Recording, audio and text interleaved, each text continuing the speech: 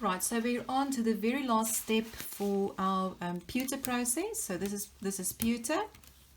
You'll see I'm wearing gloves because some pewter contain lead, and so that means if you have leaded pewter, you have to wear gloves when you're doing the tooling process as well. Okay, so I've just popped them on because I didn't have a big project. It didn't take me long. But for the patina process, you want to wear your gloves, and you want to make sure that you keep your patina away from your tools. It is very corrosive, so if it comes into contact with any of your tools, it'll rust them, and just yeah, it's just very abrasive. So just keep that in mind. Don't let it leak on anything. So keep them safe and keep them upright. Okay, so yeah, so these were still brought over in our container from South Africa. I got them for about what, $2 or something in South Africa. And unfortunately, it's a little bit tricky in New Zealand importing pewter and patina because it's a chemical and because the pewter contains lead. So I mean, obviously there are always ways around things, but for me, if I wanted to do, you know, large quantities, it's quite a hassle. Okay, anyway, so moving on, for the patina process, I normally use I don't know actually what they call this. It's a, I don't know, fiber stuffing for pillows and things. And so the reason I like this is because it doesn't absorb as much of the patina as cotton wool would.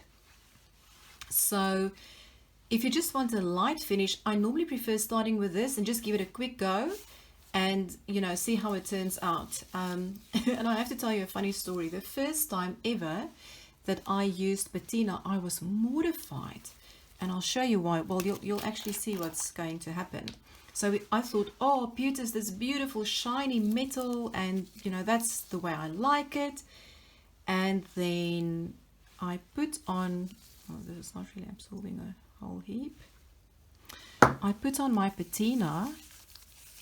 The whole thing turned black, and I thought, oh, that's not at all what I wanted. Anyway, okay. So the other thing you want to remember when you work with patina is to not dip the same part in your patina twice. It will contaminate it, and it won't actually work as well then. So just use a different piece of cotton wool every time, or you know, your fiber, and you can see it goes darker gradually.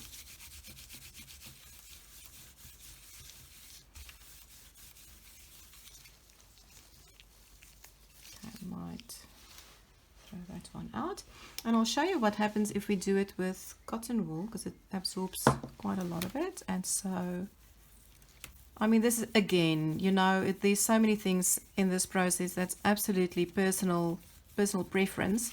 So find what works for you, find what you like, and just roll with it. Just have a play, try the techniques out, see which tools you prefer, what works for you, and just take it from there.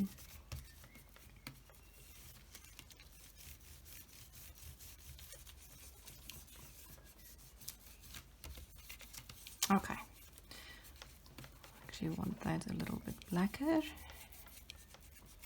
or more black. What's the correct way of saying it?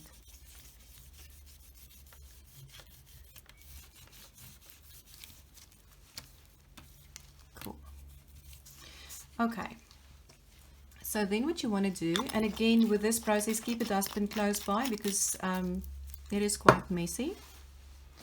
So what I want to do now is just wipe away the excess patina on my little just a little plastic cutting board, because as I mentioned in a previous video, it's okay to use the aluminium on newspaper because it's not as soft as the metal, but if there's any creases on the newspaper, as you work with your metal and you polish it, it transfers through. So that's the reason I use these little plastic cutting boards.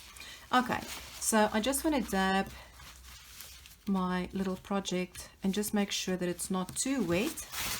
And then the next thing we're going to use is a stack of cotton balls.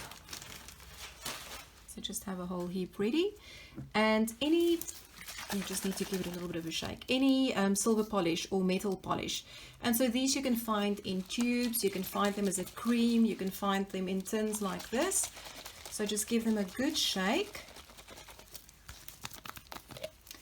And this is where the elbow grease comes in handy, because now we want to take off most of the patina and polish our pewter up to a nice shine. And so this might take time, and I have to warn you about the fumes as well. Make sure when you do this process you're in a very well ventilated area, or even outside if possible, because it gives off quite strong chemical fumes which you don't ideally want to inhale. Okay, so you get the gist of it. I'm just going to keep going until I like the look, and then I'll show you how we finish this off.